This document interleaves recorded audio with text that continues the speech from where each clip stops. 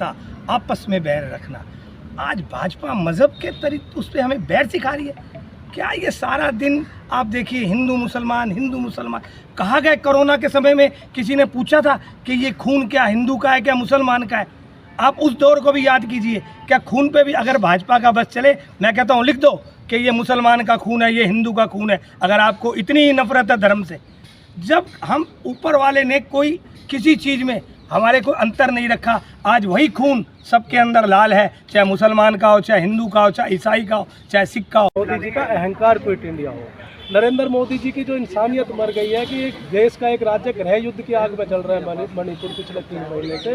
बहन बेटियों को नग्न करके घुमाया जा रहा है, जाति के आधार पे एक दूसरे का नरसंहार कर रहे हैं लोग, और प्रधानमंत्री जी के मुंह से एक शब्द नहीं निकल रहा।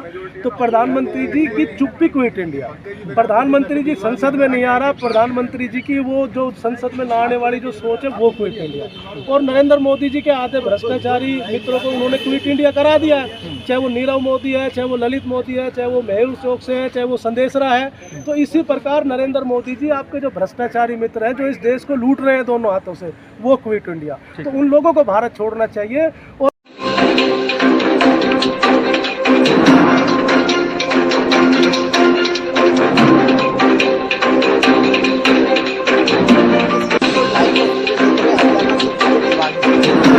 आज गुरुग्राम में कांग्रेस पार्टी द्वारा स्वतंत्रता सेनानी भवन में एक शांति सभा का आयोजन किया, जिसमें पार्टी के बड़े बड़े नेता मौजूद रहे और छोटे बड़े नेता से बड़े नेताओं ने, कांग्रेसी नेताओं ने जमकर बीजेपी सरकार पर निशाना साधा, जिसमें मुख्य रूप से कैप्टन अजय यादव, पंकज डावर जी, सुबीर कटारिया जी, राहुल यादव जी और काफ़ी छोटे बड़े नेता मौजूद रहे। 9 अगस्त के दिन आपने सत्ताना बैठक।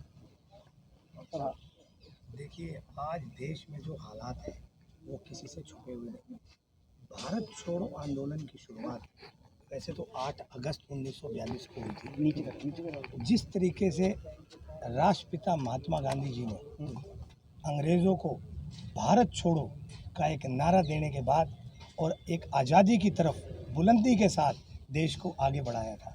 आज आप देखिए जिस तरीके से भाजपा सरकार में हिंदू मुसलमान जिस तरीके से दंगों का एक माहौल क्रिएट किया जा रहा है, आज उस सब की शांति के लिए हम लोगों ने एक शांति सभा का आयोजन किया। आप देखिए जब हम लोग छोटे थे हमें पढ़ाया गया हिंदू मुस्लिम सिख ईसाई आपस में है भाई भाई। आज कहाँ गए वो नारे? क्या खोखले थे वो? क्या खोखले नारे दिए थे? आज किस तरीके से इस देश का विभाजन जातियों के आधार पे किया जा रहा है। आप देखिए कहीं ना कहीं ये एक वो और बोल दो देश है जहाँ पर मज़हब नहीं सिखाता आपस में बैर रखना। आज भाजपा मज़हब के तरीके उस पर हमें बैर सिखा रही है क्या? ये सारा दिन आप देखिए हिंदू मुसलमान कहा गए। कोरोना के समय में किसी ने पूछा था कि ये खून क्या हिंदू का है क्या मुसलमान का है? आप उस दौर को भी याद कीजिए। क्या खून पे भी अगर भाजपा का बस चले, मैं कहता हूँ लिख दो कि ये मुसलमान का खून है, ये हिंदू का खून है, अगर आपको इतनी ही नफरत है धर्म से। जब हम ऊपर वाले ने कोई किसी चीज़ में हमारे को अंतर नहीं रखा, आज वही खून सबके अंदर लाल है, चाहे मुसलमान का हो, चाहे हिंदू का हो, चाहे ईसाई का हो, चाहे सिख का हो। तो ये आज कैसी सरकार चल रही है देश में कि आप खून के भी बंटवारे करोगे क्या? मोदी जी इस देश को आप अमन चैन से रहने दो, ना इस तरीके से विभाजन करो। हम लोग पहले ही बहुत टूटे हुए, आपकी महंगाई से, आपकी भ्रष्टाचार से, आपकी बेरोजगारी से आज देश जूझ रहा है। आप देखिए करहा रहा है आज देश, आज भारत माता करहा रही है दर्द की इस पीड़ा से, और इस तरीके से आज फिर विभाजन किया जा रहा है। तो मैं कहता हूं कि आज इसी सब चीज़ों के लिए आज कांग्रेस ने एक शांति सभा का आयोजन किया, और हम ऊपर वाले परम पिता परमेश्वर से हम प्रार्थना करते हैं कि देश को ऊंचाइयों पे ले जाए और ये मजहबी ताकों से मुक्ति मिले। Thank you. देखिए आज का जो दिन है 9 अगस्त का, ये भारत के इतिहास में और भारत की आज़ादी का जो आंदोलन था अंग्रेज़ों के खिलाफ जो लड़ा जा रहा था, उसमें एक बहुत बड़ा दिन था। आज के दिन महात्मा गांधी जी ने 9 अगस्त 1942 को अंग्रेज़ों भारत छोड़ो का नारा दिया था। उसके तहत ये था कि भाई तुम्हारा अब हम बर्दाश्त नहीं कर सकते अंग्रेज़ों, तुम्हें यहाँ से संपूर्ण रूप से भारत से जाना होगा। और महात्मा गांधी जी के और जो आज़ादी के आंदोलन में जो भाग ले रहे थे उन बड़े नेताओं के आह्वान पर उत्तर से दक्षिण और पूर्व से पश्चिम पूरा भारतवर्ष उनकी एक आवाज़ पे उनके पीछे हो गया था। और आज के दिन ही अंग्रेजों की चूल्हे हिल गई थी। 9 अगस्त 1942 को अंग्रेजों को ये लग गया था कि अब उनका भारत में ज़्यादा दिन तक दाना पानी चलेगा नहीं। तो अब तो अंग्रेज है नहीं हमारे देश में। हाँ। कौन सी किन तो अंग्रेजों इस चीज़ को हम मनाते आ रहे हैं। भारत छोड़ो जो अंग्रेजों भारत छोड़ो आंदोलन के दिन को 9 अगस्त को हम कांग्रेस पार्टी हमेशा से मनाती आ रही, क्योंकि हमारे जो आज़ादी के जो रखवाले थे उनका योगदान था, हम उनके योगदान को याद करते हैं। अब आज अगर जो हमने शांति सभा इसलिए रखी है, एक तो अंग्रेजों भारत छोड़ो जो थी वो वर्षगांठ है। दूसरा आपने देखा होगा हमारे क्षेत्र में जिस प्रकार से भारतीय जनता पार्टी की सरकार ने सांप्रदायिक दंगों की आग में झुकवाने का काम किया है, और इस दंगे में हमारे हिंदू मुसलमान सिख ईसाई सभी भाइयों का जो नुकसान हुआ है, जो जान हानि हुई है हमारे क्षेत्र की, जो लोग इसमें जिन्होंने जान गंवाई है, जो पुलिस वाले शहीद हुए हैं, उनकी याद में हमने शांति सभा का आयोजन किया था यहाँ पे।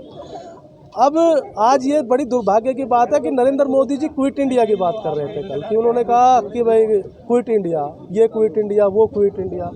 तो नरेंद्र मोदी जी इस बात का जवाब दें, जब महात्मा गांधी जी ने अंग्रेजों भारत छोड़ो का नारा दिया था, तो जो नरेंद्र मोदी जी का वैचारिक संगठन है राष्ट्रीय स्वयंसेवक संघ, वो तो इस आंदोलन से दूर था, वो तो इस आंदोलन के समर्थन में ही नहीं था। तो वो किस भारत छोड़ो आंदोलन की बात करते हैं। जहाँ तक मोदी जी कह रहे हैं कि भाई कांग्रेसियों भारत छोड़ो, वंशवादियों भारत छोड़ो, तो क्या राव इंद्रजीत सिंह भारत छोड़ेंगे? क्या राजनाथ जी भारत छोड़ेंगे? क्या अमित शाह जी भारत छोड़ेंगे?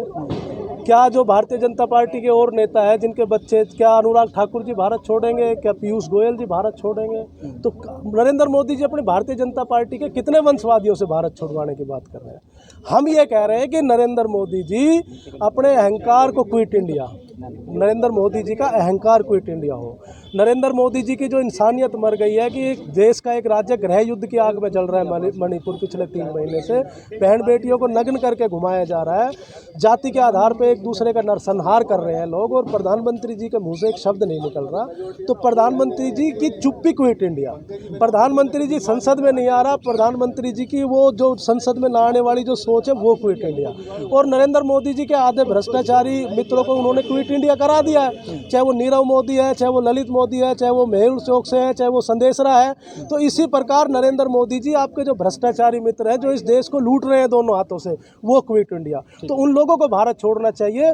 और राष्ट्रीय स्वयंसेवक संघ, आप देखिए वो पुरानी बातें करने का फायदा नहीं, लेकिन आज आरएसएस को भी सोचना चाहिए कि देश को वो किस रास्ते पे चलाना चाह रहे हैं। जो देश अब तीसरी अर्थव्यवस्था बन चुका है विश्व की, वो 5 ट्रिलियन इकोनॉमी की बात कर रहे हैं। हम 150 करोड़ की आबादी है, जहाँ हमारा 50 करोड़ का यूथ है, जिसको नौकरी चाहिए, जिसको एजुकेशन चाहिए, जिसको अच्छी हेल्थ फैसिलिटी चाहिए।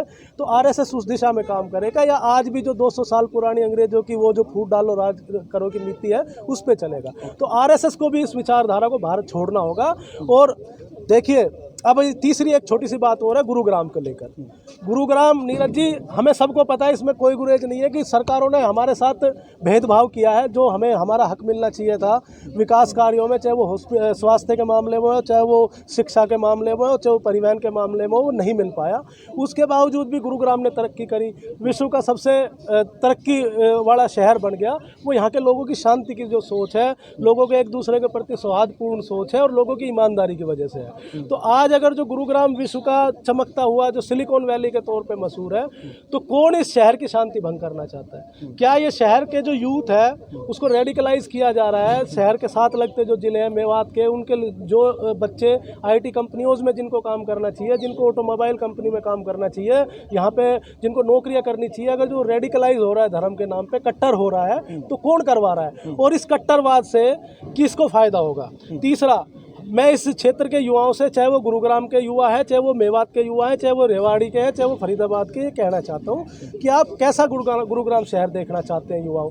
वो गुरुग्राम शहर जिसकी मीडिया में ये चर्चा चले कि वहाँ दंगे हो गए, आगजनी हो गई, वहाँ लूट लिया गया, या वो गुरुग्राम जिसकी ये चर्चा चले कि वहाँ पे गूगल का ऑफिस है, जहाँ पे माइक्रोसॉफ्ट का ऑफिस है, जहाँ पे मारुति का ऑफिस है, जहाँ पे लिथियम बैटरी का ऑफिस बन रहा है? तो औद्योगिक शहर पे इस गुरुग्राम की पहचान रखना चाहते हो, दंगे के तौर पर इस गुरुग्राम की पहचान रखना चाहते हो?